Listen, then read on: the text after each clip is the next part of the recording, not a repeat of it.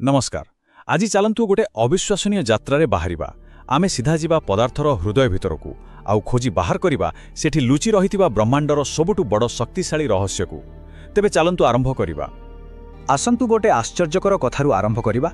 आम चारिपाखे जहाँ भी अछि जहाकू आमे देखुछे छुछे सबुकिछि तो परमाणुरे तैयारी, किंतु मजार कथा हैला प्रत्येक परमाणु भितरटा प्राय पूरापूरी खाली। हाँ, पूरा खाली। शुणिबाकू टिके अजब लागुछि नहे कि? एइटाकू बुझिबाकू गोटे काम करिबा। भाबंतु तो गोटे बहुत बड़ क्लासरूम आउ तार ठीक मझिरे गोटे छोटिया पिन मुंड भासुछि। कल्पना करि पारुछंती? सेही छोटिया पिन मुंडटी ही हेउछि परमाणुर सबुकिछि, तार नाभिक बा न्यूक्लियस। आउ सबुठु चकित कला भली कथाटा कौन जानती? सेही छोटिया पिनमुंड भितरे ही पूरा परमाणुर प्राय सबु वस्तुत्व माने 99.9% रु भी अधिक भाग ठूल होई रहिछि। भाबिले आश्चर्य लागुछि, एतिकी टिके जागारे एते वस्तुत्व। तेबे एइटु ही आसल रहस्यटा आरंभ होउछि। आमे समस्ते जानिछे जे समान चार्ज माने पॉजिटिव पॉजिटिव को ठेले। तेबे नाभिक भितरे एते गुडा पॉजिटिव चार्ज थिबा प्रोटॉन केमिटी गोटे जागारे रही पारुछंती? सेमाने तो छिन्न छत्र हेइ जिबा कथा।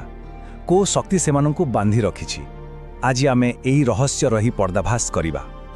हौ, तेबे एही रहस्यकू भेदिबाकू हेले आमकू प्रथमे नाभिक भितरकू जिबाकू पड़िबो आउ देखिबाकू पड़िबो सेठी किए किए रहुछंती। नाभि भितरे जेउ कणिका माने रहंती सेमानकू साधारणतः न्यूक्लियन बोली कुहा जाय। आउ आमर एही कहानीर दुईटी मुख्य चरित्र हेले प्रोटॉन आउ न्यूट्रॉन।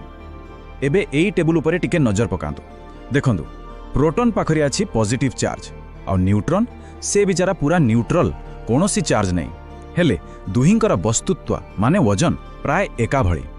एई छोटो कथाटाकू मने रखिथिबे, कारण आगकू एटा बहुत कामरे आसियो। ओके, एबे आसंतु आउ गोटे मजादार कॉन्सेप्ट बुझिबा, जहाकू कुहंती आइसोटोप्स। देखंतु, गोटे उपादान रो परिचय हेउछि तार प्रोटॉन संख्या। प्रोटॉन संख्या समान माने उपादान भी समान, किंतु सेमानंक पाखरे न्यूट्रॉन रो संख्या अलगा अलगा होई पारे।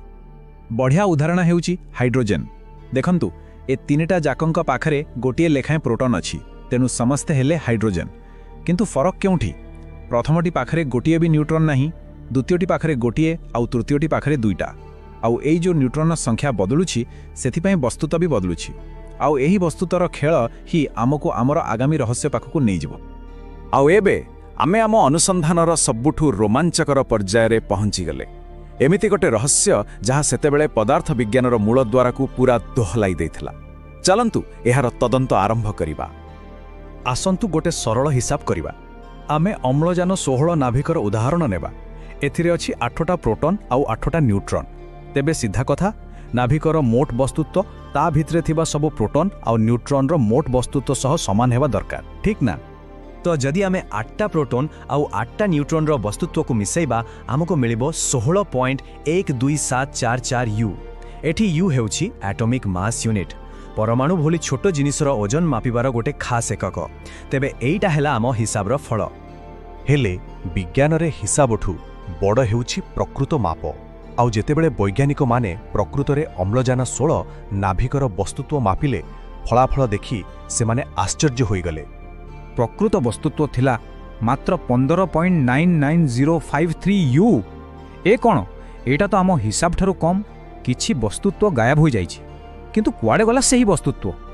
वस्तुत्वर ए जो रहस्यमय पार्थक्य एहाको ही कुहा जाय मास डिफेक्ट बा वस्तुत्व त्रुटि।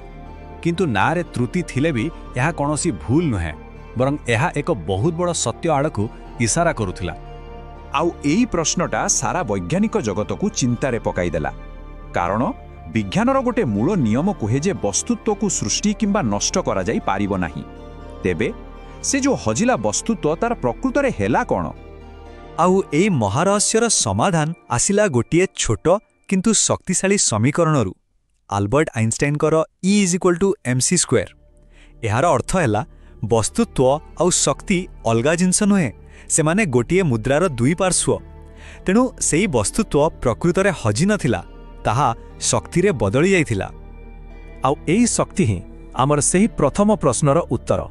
सेही शक्ति जहा प्रोटॉन मानकू एकाठी बांधी रखे। एहा गोटे अदृश्य किंतु अत्यंत शक्तिशाली अठा भଳି।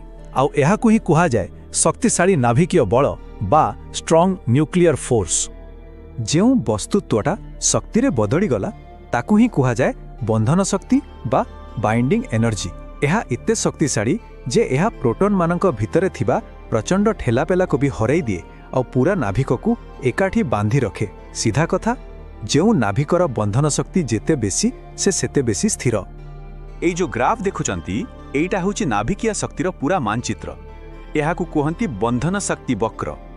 দেখন্তু বামপটে অছନ୍ତି হালুকা নাভিক আউ ডাহাণ পটে ভারী নাভিক।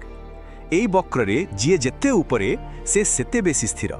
আউ ঠিক শিখরে কি অছি দেখন্তু লুহা বা আয়রন 56 ব্রহ্মাণ্ডর সবুঠু স্থির উপাদান মানক ভিতর গোটি। ଆଉ ମଜାର କଥା ହେଲା ଏଇ ଗୋଟିଏ ବକ୍ର ଭିତରେ ହିଁ ଲୁଚି ରହିଛି ପରମାଣୁରୁ ଅସୀମ ଶକ୍ତି ପାଇବାର ରହସ୍ୟ। ଏଇଟା ଆମକୁ ଦୁଇଟା ସ୍ପଷ୍ଟ ରାସ୍ତା ଦେଖାଉଛି। ପ୍ରଥମ ରାସ୍ତା ହେଲା ବିଖଣ୍ଡନ ବା ଫିସନ୍। ଏଥିରେ ୟୁରେନିୟମ୍ ଭଳି ଗୋଟେ ବଡ଼ ଆଉ ଅସ୍ଥିର ନାଭିକକୁ ଭାଙ୍ଗାଯାଏ। ଫଳରେ ଦୁଇଟା ଛୋଟ ଆଉ ବେଶୀ ସ୍ଥିର ନାଭିକ ତିଆରି ହୁଏ। ଏମିତି ହେଲେ ସେମାନେ ବକ୍ରରେ ଉପରକୁ ଉଠନ୍ତି ଆଉ ବହୁତ ଶକ୍ତି ମୁକ୍ତ ହୁଏ। ଆଉ ଦ୍ୱିତୀୟ ରାସ୍ତା ହେଲା ସଂଲୟନ ବା ଫ୍ୟୁଜନ୍। ଏଥିରେ ଦୁଇଟା ଛୋଟ ହାଲୁକା ନାଭିକକୁ ଏକାଠି ମିଶାଇ ଦିଆଯାଏ ଗୋଟେ ବଡ଼ ଆଉ ବେଶୀ ସ୍ଥିର ନାଭିକ ତିଆରି କରିବା ପାଇଁ। ଏଥିରେ ବି ସେମାନେ ବକ୍ରରେ ଉପରକୁ ଉଠନ୍ତି ଆଉ ବିଖଣ୍ଡନଠୁ ବି କାହିଁ କେତେ ଗୁଣ ଅଧିକ ଶକ୍ତି ବାହାରେ।